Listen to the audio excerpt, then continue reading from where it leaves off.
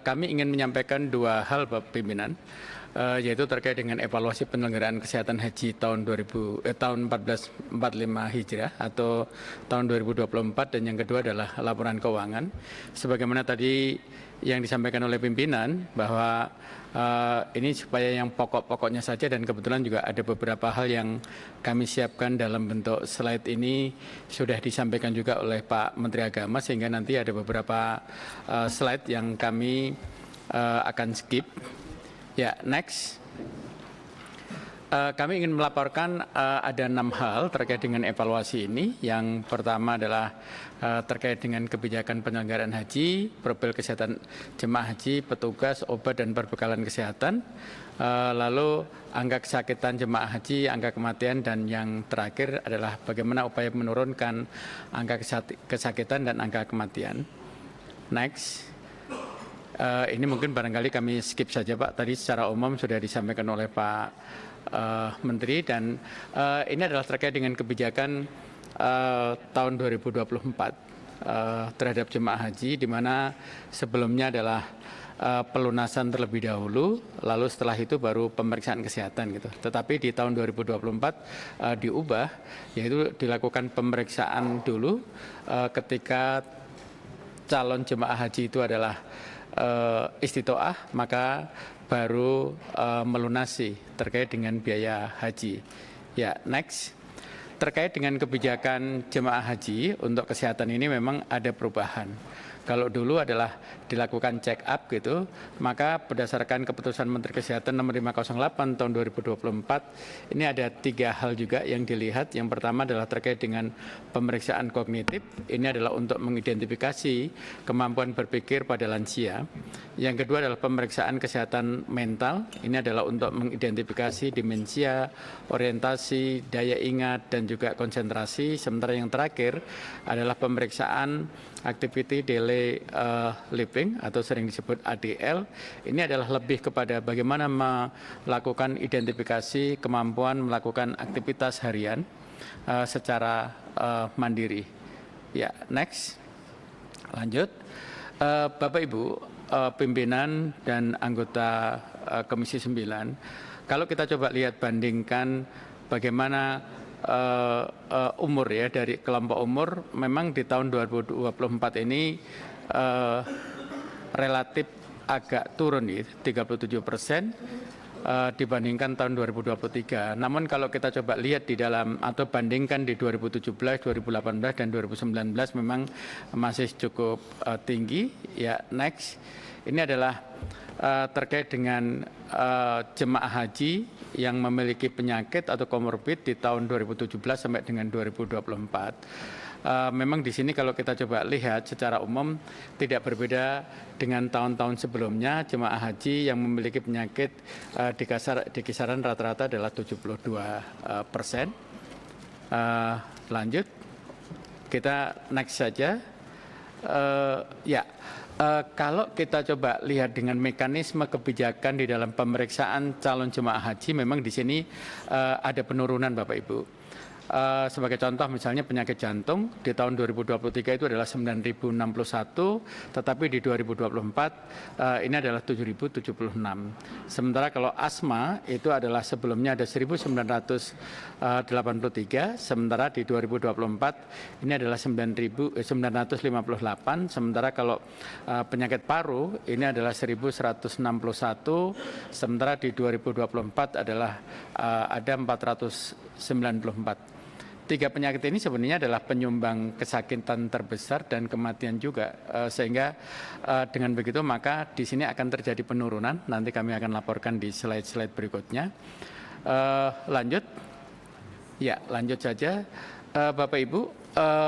Untuk petugas kesehatan ini adalah ada 284 PPIH bidang kesehatan, dan ada 1.644 tenaga kesehatan di kloter. Jadi ada 1.644 kesehatan kloter yang telah ditugaskan di 551 kloter. 544 ini kloter adalah dengan 3 tenaga, 1 dokter dan 2 perawat. Ya, next. Untuk obat-obatan, Bapak Ibu, ini kami mencoba untuk mengelompokkan dua. Yang pertama adalah paket embarkasi. Ini untuk obatnya ada 60 jenis atau 60 item, sementara untuk perbekalan kesehatan ada 36. Untuk paket di Arab Saudi, paket jemaah dan petugas itu ada 9 item, sementara untuk paket tas kloternya ada 43 dan obat-obatan yang ada di KKHI itu ada 292 item dan perbekalan kesehatannya adalah ada 279. Ya, next. Ini yang tadi kami sampaikan Bapak Ibu.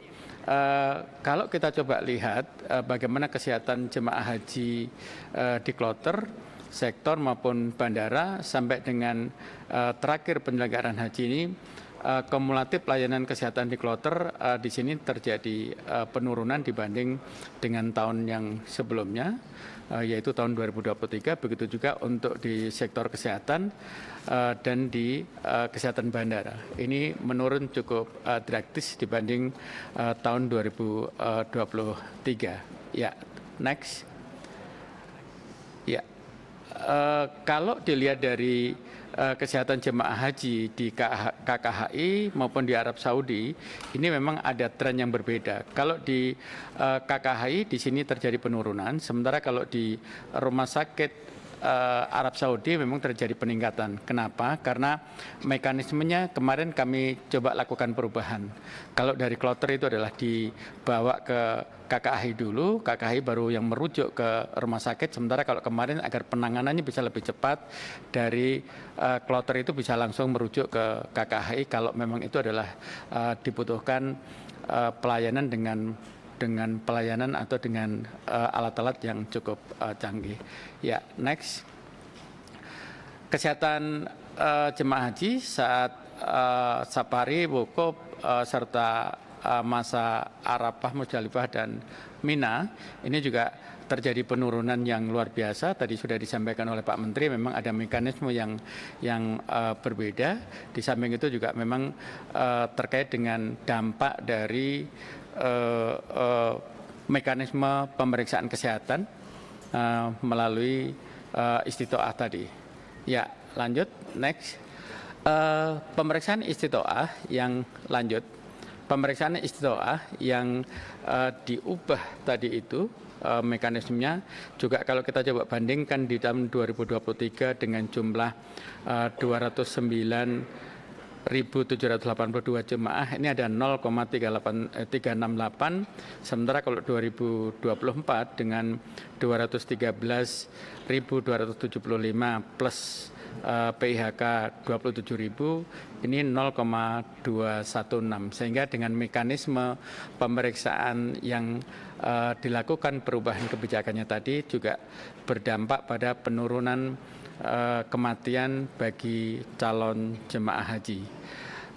Next, ini tadi yang kami laporkan Bapak Ibu, penyebab kematian pada jemaah haji memang paling besar itu adalah jantung, disusul paru, dan shock akibat infeksi. Tadi seperti yang di slide sebelumnya, ketika dilakukan istitoah itu memang ada penurunan terkait dengan 3 penyakit ini. Ya, next. Ini adalah gambaran bahwa jemaah haji yang meninggal didominasi dengan riwayat penyakit jantung sebesar 38,2%, lalu hipertensi dan diabetes itu mencapai 38,8%, sementara kelompok penyakit paru ini adalah 6,5%. Ya, lanjut. Kelompok usia, kalau kita coba lihat Bapak Ibu, yang kurang dari 40% itu adalah 0,7%, sementara kalau 40 sampai dengan 49% adalah 18,9%, dan lebih dari 60% itu mencapai 80,5%. Ini kalau dilihat dari tempat kematian. Lanjut, next. Rumah sakit Arab Saudi menduduki peringkat pertama, yaitu mencapai 80,5%, sementara di hotel 12,6%, disusul tenda atau di sini di Mina 2% dan perjalanan 1,5%. Ya, lanjut. Kalau dilihat dari provinsinya, terhadap jumlah kematian jemaah berdasarkan provinsi, 3 besar itu adalah diduduki oleh Jawa Timur, Jawa Tengah, Jawa Barat. Sementara untuk yang selanjutnya diduduki oleh Banten, Sumatera Selatan, Sumatera Utara, dan Jambi. Nah, beberapa upaya penurunan tadi secara umum sebenarnya sudah disampaikan oleh Pak Menteri. Lanjut saja. Kami langsung ke terkait dengan laporan keuangan. Bisa next? Ya, laporan keuangan ini jumlah alokasi dana di tahun 2024 ini dulu diuji oleh Pak Ansori dan Pak Abidin, Bapak. Jadi alhamdulillah disetujui sebesar 427,5 miliar. Dan realisasinya adalah 83,4% atau 356,6%. 356,6 miliar ini untuk 4 kegiatan. Kegiatan yang pertama adalah untuk obat-obatan. Itu realisasinya adalah 65,3. Di Komisi 9 aja ini. Oh gitu ya, baik. Ya. Itu mungkin barangkali Bapak yang dapat kami sampaikan. Baik. Terima kasih. Assalamualaikum warahmatullahi wabarakatuh. Assalamualaikum warahmatullahi wabarakatuh.